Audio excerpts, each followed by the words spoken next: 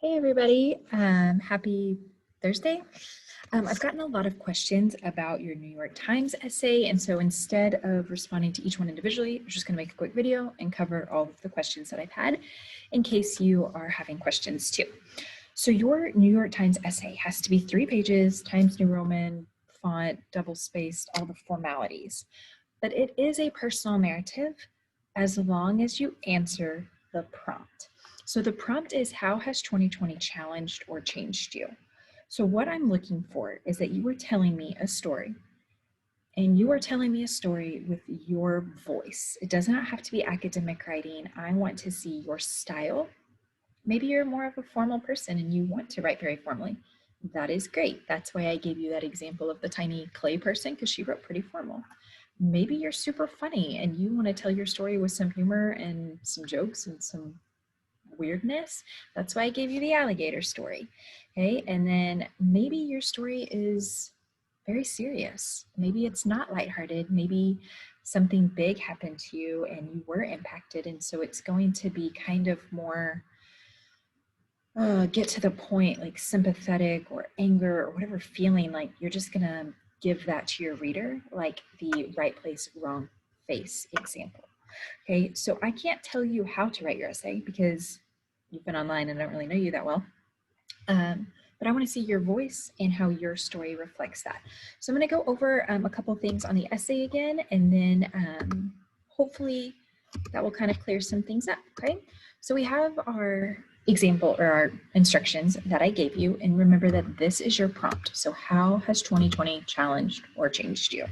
And you can, within that, incorporate how the protests were a big deal for you. You can incorporate how maybe your parents lost their jobs, or y'all struggled financially, or you kind of went a little crazy being home all the time, or you really got depressed because you're just alone and you're not feeling like you've seen friends.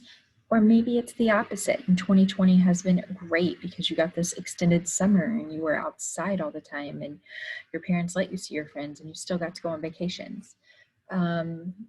Back to the protest, because a lot of people are writing about that.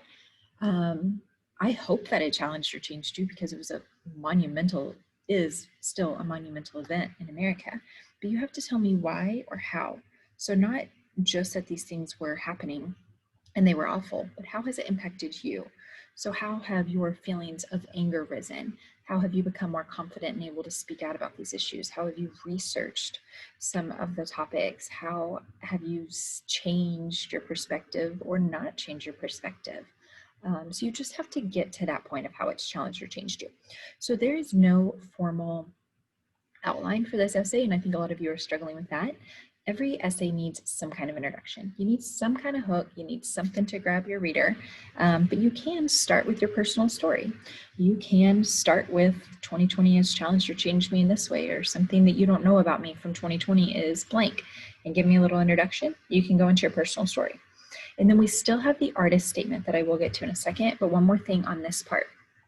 So I found this like on the New York Times essay. Let me make it a little bit bigger for you. On the New York Times essay, and it kind of clarified it for me and hopefully for y'all a little bit. So whatever you send, turn into me, must somehow relate to the local, national, or global news that affected our lives in 2020. So local can be our shutdown, local can be mask, national can be the protest, it can be the election, and global, like our climate change right now. Holy cow, like all the environmental things, you know, there's so much going on, wildfires and hurricanes and poverty across the world because of the pandemic. So there's so much going on that you can write about. That is, you might send us a personal story, maybe about a breakup, maybe about how you were chilling playing video games for the last however many months. But if you do, it should in some way be related to the pandemic, the protest, or other news or events, or something. You have to tie it together. Okay, as long as you can explain how your accompanying artist statement, almost anything you want to express is fine. Okay, so for the artist statement, I'm going to stop sharing so I can just focus a little bit more.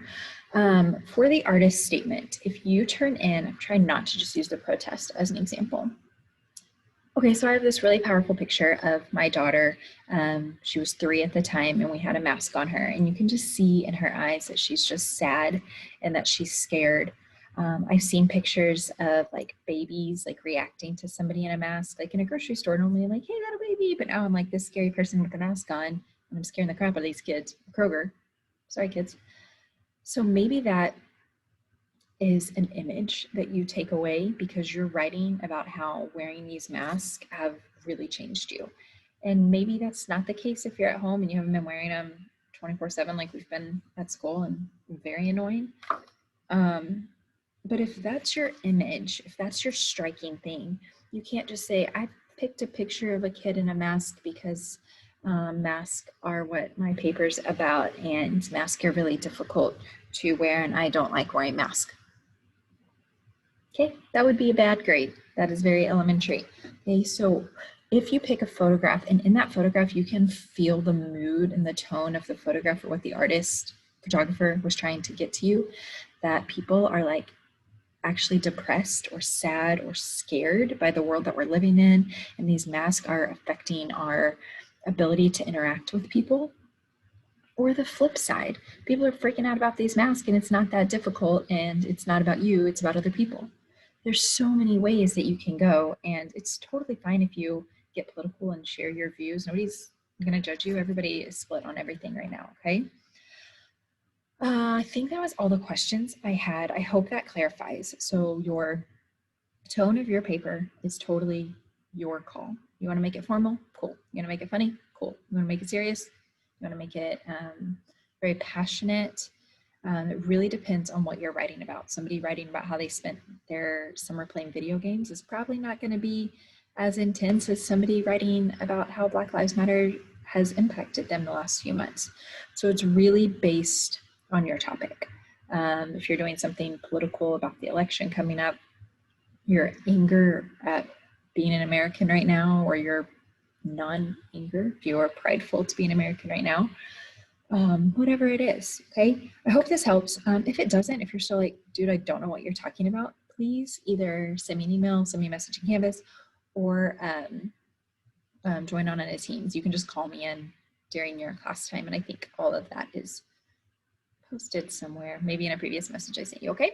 Hope you have a great day. Your entire rough draft is due today, but we're not doing anything with it until Monday. So make sure you submit whatever you have today for the attendance check. But if you don't finish it completely, open it back up. You can work on your rough draft over the weekend, but I have to have your rough draft completely done by Monday, okay? If you don't want to submit it today, at least send me a message on Canvas. Be like, hey, miss, I'm working on my rough draft, just not done yet, so I can make sure that I don't count you absent, okay? Yeah, that's it. Have a great day, everybody.